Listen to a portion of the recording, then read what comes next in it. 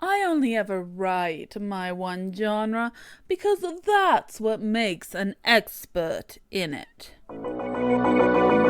Welcome to Not Safe for Words. I'm your host, Crystal L. Kirkham, multi-genre author, editor, and cover designer. I'm here to give you insight into the world of publishing and to help you avoid the mistakes that others have made. So stick around, you're in for one hell of a ride where I don't curb the curses. You are always going to get advice on how to be a better writer, whether it's been solicited or not. And sometimes that advice is good for you, and sometimes it's not.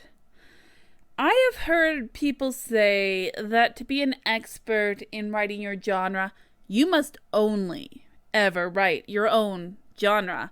Never anything else. Don't experiment. Don't expand your writing horizons. I guess you can kind of figure out how I fucking feel about that advice.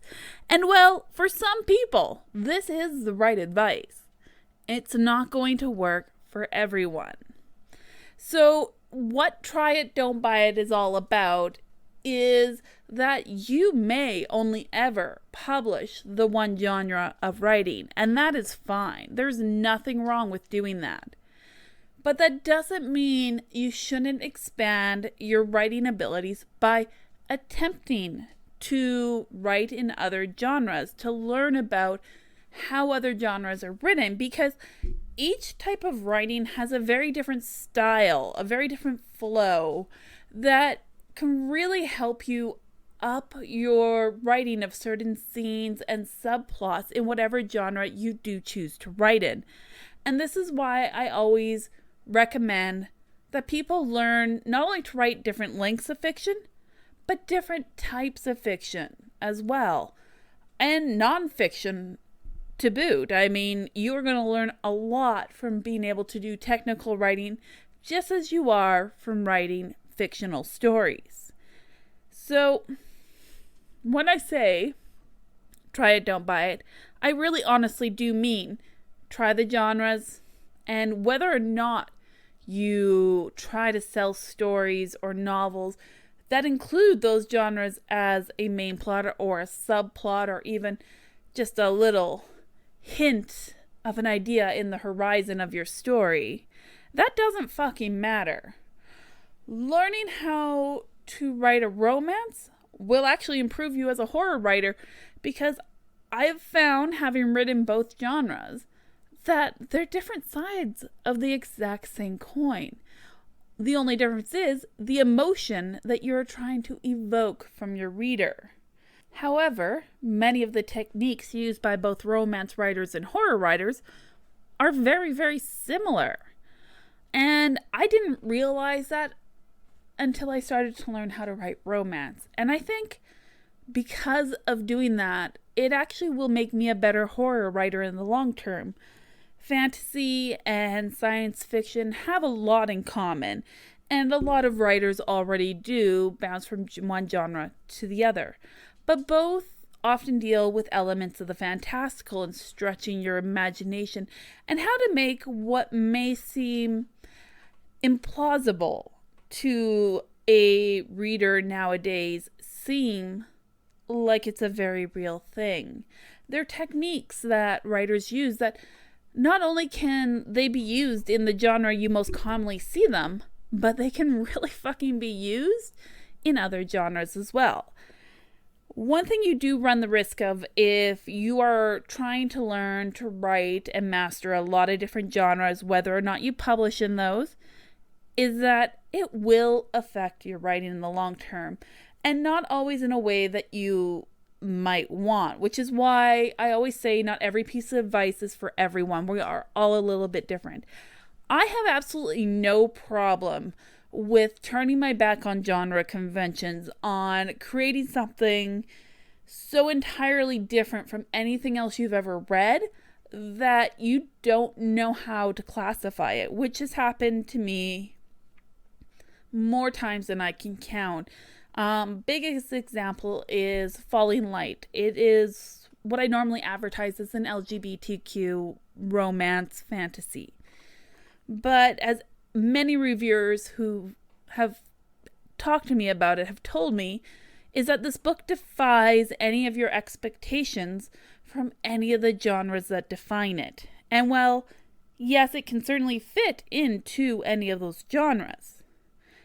It isn't a perfect fit. It is its own category in many, many ways. And that's the danger you run, in that your work, if you try and incorporate all these different types of writing and you create something that is really uniquely you and your own story, and a story that only you could fucking write, it might not be easy to market, which is tough.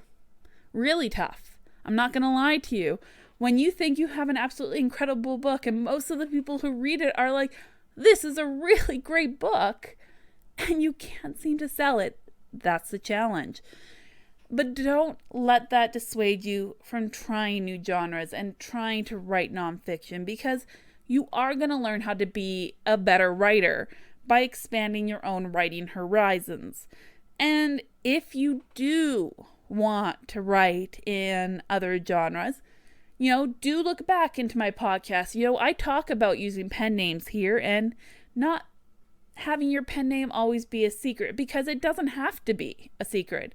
You can still be you, and people can still know it's fucking you writing it, but it's a different name, so that perhaps maybe people who only read that genre may not always associate it with that writer who writes that genre that they don't actually like. And that's the whole point of that. So you can consider a pen name if you think it will throw off your readers, and that's fine. I've built my career on writing a variety of books and diversifying my writing portfolio on what I'm able to do. And that's me. It's not going to work for everyone. It barely even works for me sometimes, because it does make me hard to market. But it also gives me a lot of opportunities to expand my career in ways that I might have not thought possible once upon a time. So now let's say I have convinced you to try writing a new fucking genre, trying something different and seeing how it works for you. Well, where the hell do you begin? Do we do short stories? Do we do long fiction? How do I learn the conventions of a genre I'm not used to writing? And those are really good questions. For me, for example, when I realized what I was going to be writing was a romance because it wasn't planned, it was not something I'd ever thought about or ever fucking wanted to write. The very first thing I did was I reached out to my friends.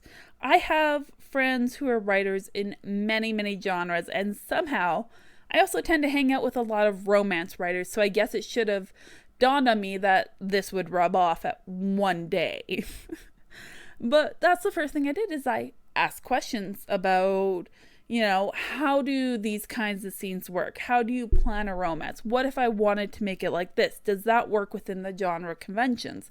I asked people who knew more than I did, and then I wrote it as well as I could. And many of the more intimate scenes, the more romantic scenes, I actually took to friends who understood the writing of those kinds of scenes better than I did. And I worked with them and I smoothed them out, and I learned from them how to make this scene flow the way a reader would want it to flow. And that's all it ever is. When it came to writing nonfiction, of course, I went to college. I wrote a lot of essays and a lot of papers. I took political science. I took economy. I took bioengineering. I have a varied background. I took a lot of courses which required a lot of technical writing. And so I already had that background, but I've also written a lot of other nonfiction articles, usually as a favor when asked by somebody. And I love doing those too, because that also reminds me of how story structure should flow, which in an essay, one thing always flows into the next. It's the same as a fictional story. One thing should always flow into the next. It's as simple as that. So if you want to write a genre you're not familiar with, and if you're like me and you're busy as fuck and you don't have time to read and study a lot of stories in that genre, reach out to other writers. A lot of people are going to be really eager to talk to you about their genre and the conventions and how the writing works and what sort of tropes that people expect to see. And these are things that you can learn to do. You can also spend more time reading short stories, for example, within the genre that you're looking at, and see how they flow, see how they work, see how the prose rolls off your tongue as you read it out loud, and try and mimic those styles as you learn these new ways of writing. Expanding your horizons is something I can never say enough of as being a good thing in any aspect of your life. And in writing, it's no different. Expand your horizons, expand your talents, because you never know what you're going to end up being able to do with what you learn, or how it's going to make your writing just that much richer and that much more vital to those who read it. And maybe the readers will never actually know how you make these characters so incredible, even though they're just a walk-on character. Maybe they'll never know how you manage to flush out this sensuous scene of food. Because, dear God, I love writing food in my stories, and romance writing, thank you. You have helped me write more sumptuous food scenes.